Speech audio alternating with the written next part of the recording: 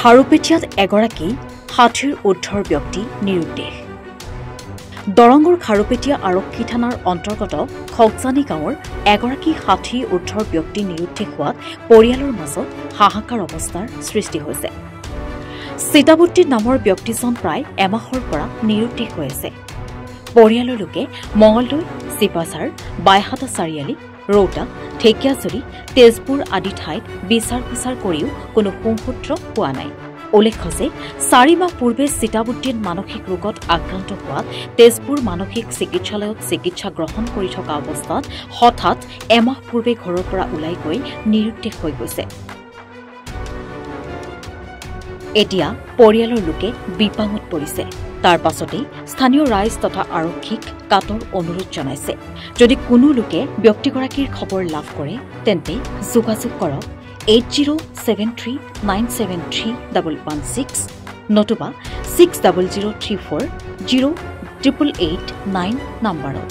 ঘটনাটো হৈছে আমাৰ ঘৰৰ ওচৰতে মোৰ খুৰা লাগে চিতাবুদ্দিন নামৰ মানুহজন আজি প্ৰায় ৪ মাহ ধৰি মানসিক বিকাৰগ্ৰস্ত মানুহৰ ব্ৰেইনটোৰ অলপ চিকিৎসাধীন কৰা অৱস্থাত ঘৰৰ পৰা ৰাতিপুৱা এদিন ওলাই গ'ল। 1 মাহ হ'ল।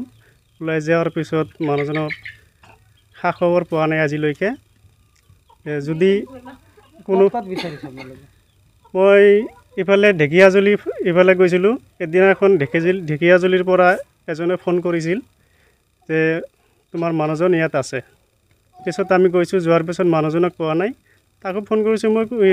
তাই কৈছে যে মইতো মানুহজনক তাতে থৈ আহিছিলোঁ, এতিয়া নাই যদি এতিয়া মই আৰু ক'ত পাম, এতিয়া ক'ত বিচাৰিবা। পিছত তাৰ পৰা গুচি আহিলোঁ। এনে প্ৰায় 1 মাহ ধৰি বিচাৰ খোচাৰ কৰা হৈছে।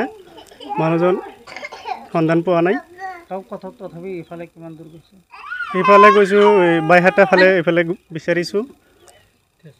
আমি তাৰমানে চাৰিওফালে বিচাৰিছোঁ, মানুহজনৰ সন্ধান পোৱা নাই।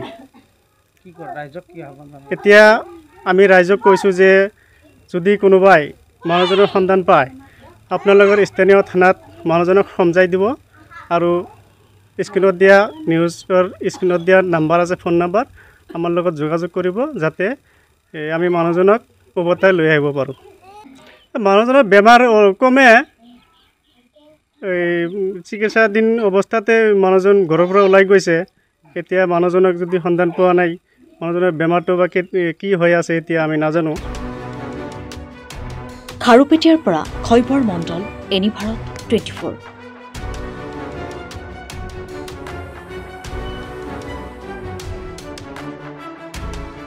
নমস্কাৰ, মই অজয় ফুকন আৰু এইখিনিতে সমূহ এনি ভাৰত চেনেলটোৰ যিসকল কৰ্মকৰ্তা আছে সকলোৰে মোৰ ফালৰ পৰা শুভেচ্ছা জ্ঞাপন কৰিছোঁ। অসমৰ আচলতে সংবাদ জগতত নতুনকৈ আচলতে এটি আত্মপ্ৰকাশ ঘটিছে আমাৰ নিউজ চেনেল এনি ভাৰত। আৰু এনি ভাৰতৰ এটা খুব ধুনীয়া এটা অনুষ্ঠান হ'বলৈ গৈ আছে।